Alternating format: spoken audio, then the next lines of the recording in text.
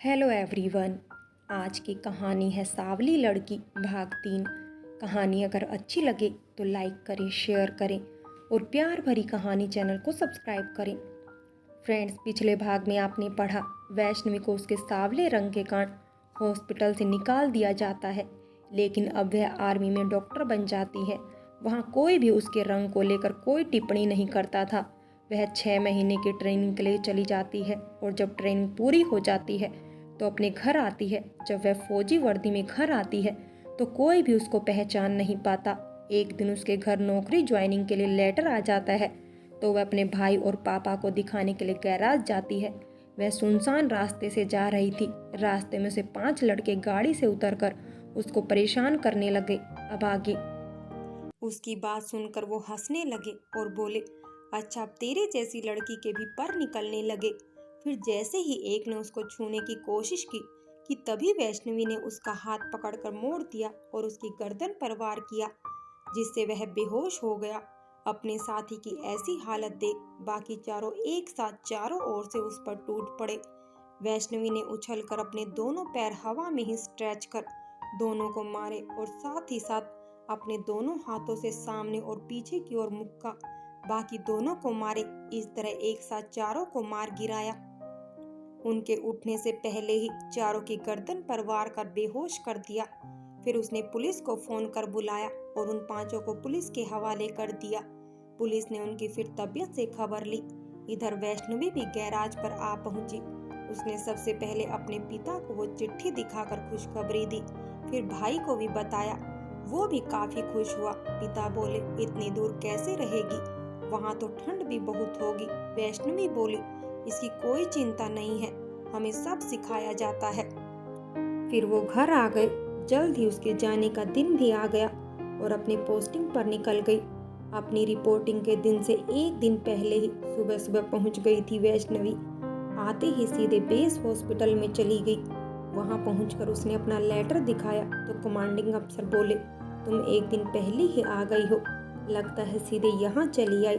जी sir, पहले यही आई हूँ, वैष्णवी बोली। अभी तो तुम्हारी ड्यूटी कल से शुरू होगी। आज तुम यहाँ आसपास घूमकर भी आ सकती हो। यहाँ से ऑफिस की कार ले जाना, ड्राइवर तुम्हें ले जाएगा। लेकिन वैष्णवी ने मना कर दिया, बोली नहीं, मैं अपने आप ही घूम आऊंगी। निजी काम के लिए सरकारी वाहन इस्तेमाल करना मुझे सही नहीं लगता।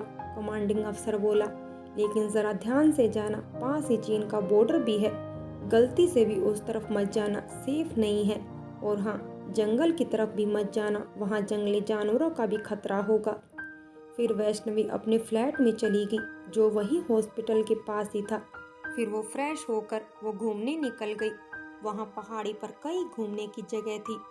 वो सभी जगह घूमने गई। फिर वो पास के गांव में भी गई। जगह जगह जा जाकर वो कई लोगों से मिलती हुई गई। लोग वहाँ सभी मिलनसार थे। उसको कहीं घूमने में दिक्कत महसूस नहीं हुई। थोड़ी दूरी से उसने चीन का बॉर्डर भी देखा, लेकिन उसको स्थानीय नागरिकों ने पहले ही बता दिया था, इसलिए वो ज्यादा नजदीक तक नहीं गई। हालांकि वो एक आर्मी ऑफिसर थी, उसको कोई रोकता भी नहीं, लेकिन उसकी ड्यूटी अगले दिन से शुरू होनी थी, इस कारण वो रूल नहीं तोड़ सकती थी। वो अभी घूमकर वापस आ ही रही थी कि उसको रास्ते में जंगल में कुछ गोलियों की आवाजें सुनाई दी। वो उस तरफ दौड़ कर गई तो उसने देखा कि कुछ स्थानीय लोग जंगल में जानवरों का शिकार कर रहे हैं। उसने उनको रोकना चाहा तो उस पर लोग भड़क गए। एक तो उसकी बात नहीं समझ रहे थे और दूसरे उसको कोई नया टूरिस्ट समझ रहे थे। उन्होंने उसको धमकी के लहजे में अपनी भाषा में कुछ कहा। फिर भी वैष्णवी उनके शिकार करने का विरोध करती रही तो उन्होंने उस पर हमला कर दिया। लेकिन वैष्णवी इस सब के लिए पहले से ही सतर्क थी।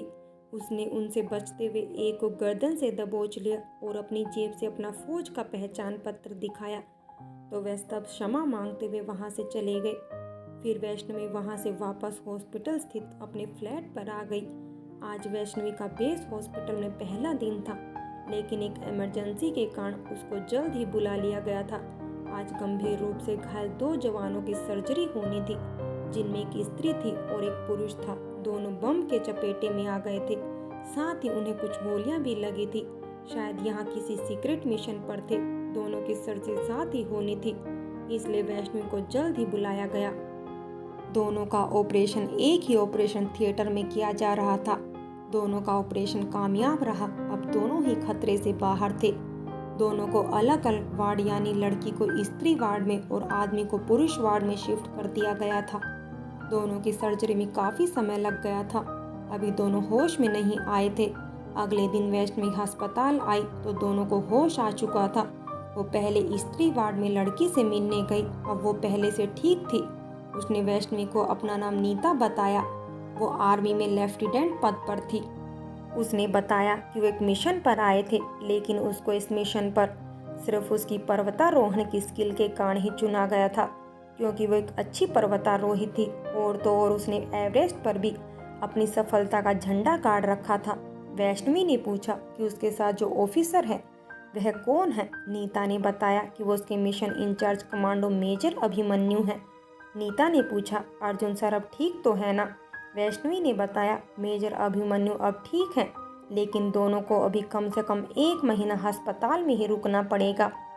फिर वैष्णवी वहां से अभिमन्यु की जांच करने उनके वार्ड में आ गई। अभिमन्यु का चेकअप किया तो उसने पूछा कि मुझे कब डिस्चार्ज मिलेगा। फिर उसको भी वैष्णवी ने वही बताया। उसको अभी 1 महीना लगेगा पूरी तरह ठीक होने में।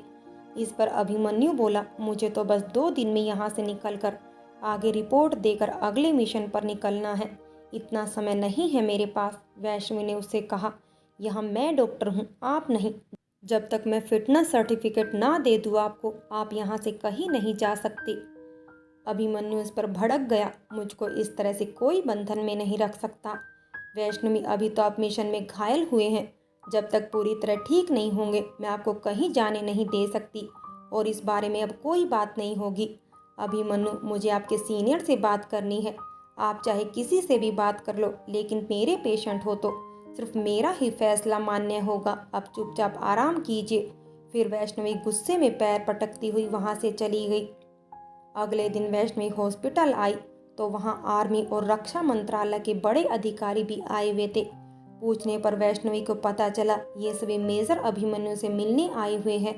उनको जैसे ही पता चला कि अभिमन्यु मिशन से जख्मी हालत में अस्पताल में भर्ती हुआ है, वो उसको मिलने और मिशन की डिटेल्स पता करने आए हुए थे। वैष्णवी को पता चला कि मेजर अभिमन्यु किसी खुफिया सरकारी मिशन पर था, लेकिन इससे अधिक किसी को कुछ नहीं पता था।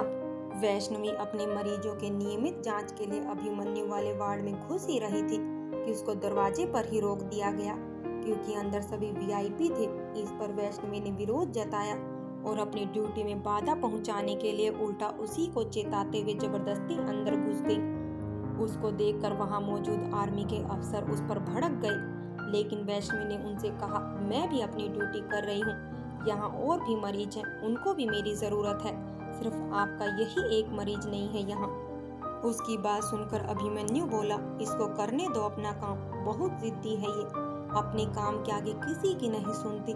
फिर वैष्णवी बाकी मरीजों को क्रम से जांचने लगी। जब अभिमन्यु का नंबर आया और उसको देखने आई तो अभिमन्यु के सीनियर अफसर ने पूछा, ये कब तक ठीक होंगे?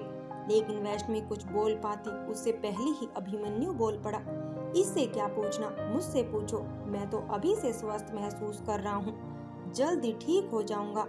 इस पर उसके अफसर बोले, डॉक्टर ये है या तुम, इनको बताने दो। उनकी ये बात सुनकर वैष्णवी की हंसी छूट गई। इस पर उनका सीनियर बोला, तुम क्यों हंस रही हो?